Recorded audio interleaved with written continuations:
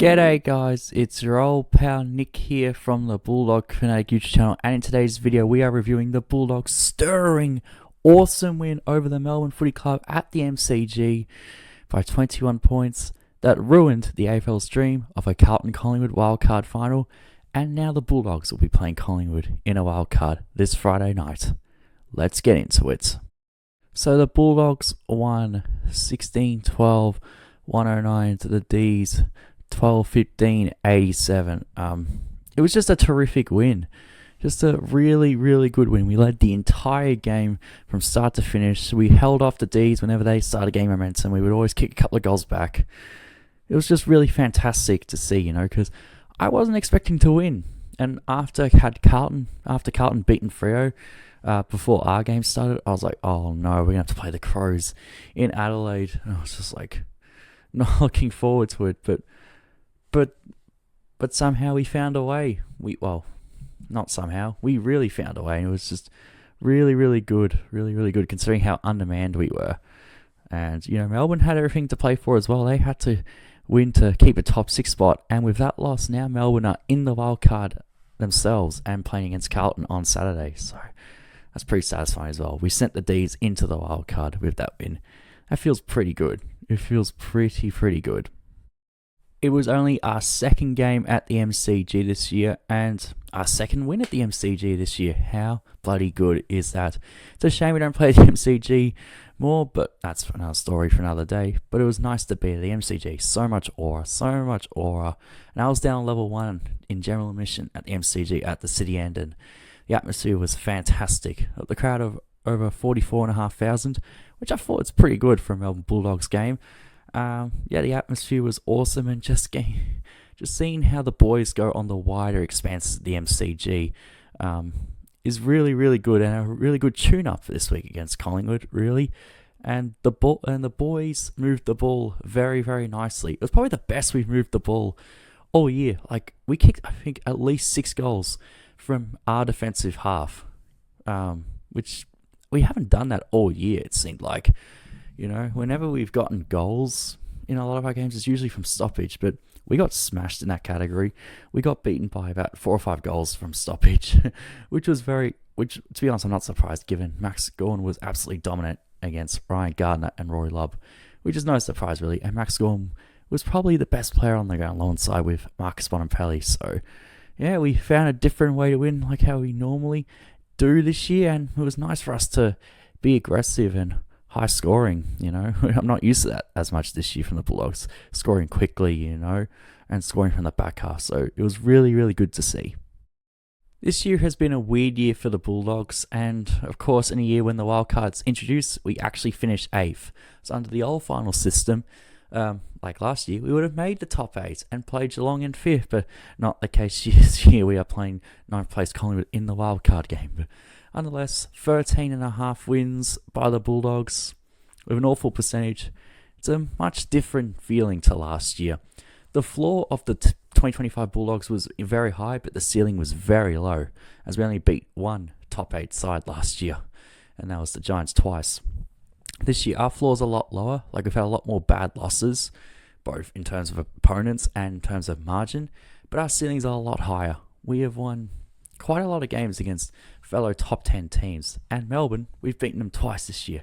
How good? And the last 4 against the D's, and that one was probably the best, given it was at the G, where the D's have only lost once this year, and we were pretty undermanned. No Team English, like Bailey was returning, Bont was returning, but Melbourne, even though they were missing Jacob Van Rooyen through suspension, they were still a much stronger team on paper going into the game and had better form. So, yeah, it's pretty nice to knock them off. Very satisfying win, especially given we can score quickly and heavily, which we haven't done all year. Just like last week, the thing that really stood out to me was the midfield. With Bont back, he was awesome. As a new dad, Marcus Bonampelli, he just had his first child the week earlier. He and his partner just welcomed their new daughter into the world, so congratulations to them. But he returned in his first game as a dad. Oh, he was awesome. And he was clutch. Very clutch, with some elite clearances, including an elite handball when he was off balance to Ed Richards in the last quarter. That was pretty sexy. That was pretty sexy. And he kicked 2 crucial goals. He kicked a goal in the third quarter from outside 50 when we were getting momentum, and that was just a classic Bont goal, and it was beautiful. And then he kicked the match-sealing goal late in the last quarter. Took 30 seconds off the clock, and from about 40 metres out, 35, 40 metres out, he snapped an absolute beauty at the city end to seal the game and, push us into 8th spot. So he was awesome, Bont.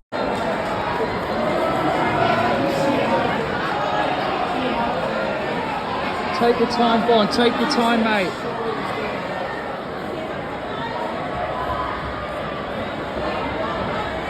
Come on, Skip. Please. Just be beautiful.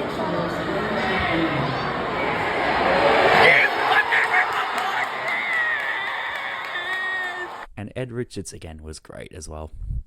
His run and carry through transition and from clearance was awesome. He kicked a goal. That goal he kicked, went so high, it would have hit the roof at Marvel with no boot on. And then the celebration, pretending the boot's like a phone. That is a very, very funny and hot celebration from Ed Richards. He was fantastic.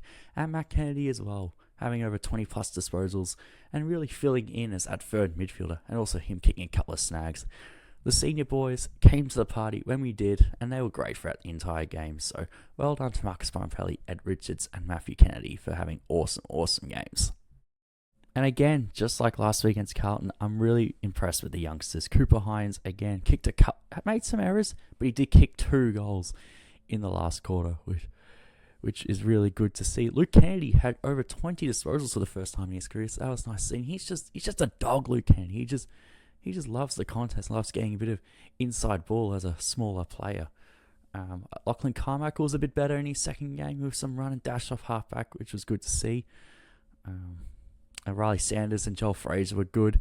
Their finishing a goal could have been better by both of them, but I thought they were really classy and really poised, so it was very good to see. So a lot of the youngsters, just like last week against Carlton, stood up big in a big critical game at the MCG. It wasn't all good news throughout the game. Unfortunately, Aaron Norton rolled his ankle going for a contest late in the third quarter and was ruled out for the rest of the game through precautionary. He has got a lateral ligament ankle injury, and it will be a test to get up for this game against Collingwood. So he missed the entire last quarter. But that's where the good news comes in. We kicked 6 goals in the last quarter without really a designated key forward. It was just a bunch of mediums and smalls, which made our forward line quite unpredictable and really caused havoc for Melbourne, because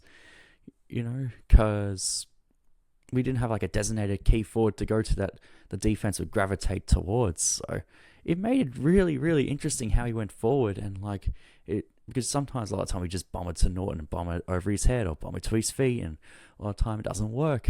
But we had to get creative going forward in the last quarter, and with the quick ballman we were doing for a lot of the game, it meant that a lot of the times our forward line was pretty open with like a small or a medium one-on-one against a Melbourne defender, which caused havoc. It caused havoc for the Melbourne defence not having Aaron Norton down there.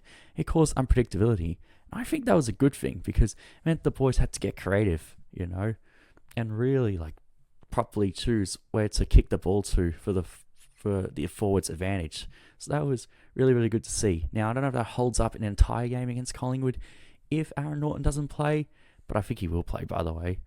But it was really good to see that we were able to still kick a lot of goals in a quarter, even without our best forwards. So that is very, very promising signs and shows that we don't want to be too Norton-centric.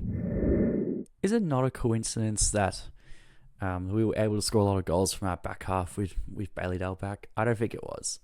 I don't think it was a coincidence. Him coming back just allows the freedom of Lockie Bramble and our other defenders, to, not be strained of doing all the kicking out of the defence, because we've had trouble with Dale being out, getting it out of our defence, and that's why we've lost the inside 50 count so many times this year. We still lost the inside 50 count, by the way. In this game, we lost it by I think 8 or 9, but we were able to capitalise from our entries more than the Dees were. So that was really good to see. Good on the defence for holding up once again and absorbing a lot of entries, especially from the centre and whatnot. So, but having Bailey Dale back It was great. And I thought he was pretty good. He's just, those low darts just open up the ground so much for our players and allows our ball movement to go really, really quickly. So I think he'll be better this week against Collingwood, second game back. So very, very exciting and very, very crucial that he's back. And what also helped that we did better against Melbourne that we didn't do against Carlton was better goal kicking. Yeah, we missed some goals on the run we probably should have kicked, but our set shot goal kicking, in particular in the last quarter, was very, very clutch. Very, very clutch. Whether it be Ryan Gardner kicking a goal from a set shot. I didn't have that on my bingo card. Ryan Gardner kicking a goal in 2026. Or Matt Kennedy snapping. Or, of course, the Bont snapping. Or Cooper Hines getting those 2 goals at the start of last quarter. Like, we were just able to clutch up in the big moments, with our set shot goal kicking. And like I said earlier, we just made the most of our entries. And Melbourne didn't. Melbourne hit the post, I think, 4 times in a row in like the 3rd and 4th quarter, which is kind of nuts, by the way. But yeah, they weren't able to take their chance as much as we were. And you need a bit of luck in footy sometimes, and that's what we got. I'm not saying we were the better team throughout the day, however. But it's still, it was nice for us to take our chances mostly in front of goal compared to Melbourne. So I will absolutely take that, because against Carlton, I think we left a few out there. We definitely left a few out there. Like Artie Jones and Aaron Norton's conversion in the Carlton game wasn't great, but it was a lot better against the Dees. So that was good to see. And Artie Jones was terrific. He caused havoc for the Dees defense. I just really want that man to re-sign. Please, Artie, please re-sign with us. Final thoughts from this game are, well, I'm just happy we've gotten another win against a really good team. That's just very, very Luke Beveridge, to get a win when we're not expected to after the North Melbourne loss a couple of weeks ago, which was very, very disappointing. I thought we were just going to limp into 10th, but the next 2 weeks, we've got 6 premiership points, and now we're playing at the MCG. We're hosting a wildcard final at the MCG against Collingwood, so that's something that wasn't on my bingo card 2 weeks ago, but I'll take that. Luke Beveridge has gathered this group together, and the last 2 weeks have given me hope that maybe we could win this wildcard game against Collingwood, and maybe we can actually do something in September if things go our way. So, yeah, just a really awesome win at the MCG, and I was there. And with that, I've been to every home and away game in Melbourne. Every home and away game for the Bulldogs in Melbourne, whether it be at Marvel or the MCG. I would do every home and away game at Marvel and the MCG this year for the Bulldogs. That's the first time I've ever done it. And I'm really, really glad I have, because there were times throughout the year where, I didn't want to go to these games and I was dreading going to them, but I still went to them. And I've seen so many highs and lows with big wins and terrible losses and a lot of emotion, a lot of roller coaster with emotion, but all worth it. And hopefully it continues this Friday against the Pies in the wildcard game, and I will be there. No doubt about that. But anyways, guys, I hope you enjoy the video. And as always, go you mighty Bulldogs. See you next time.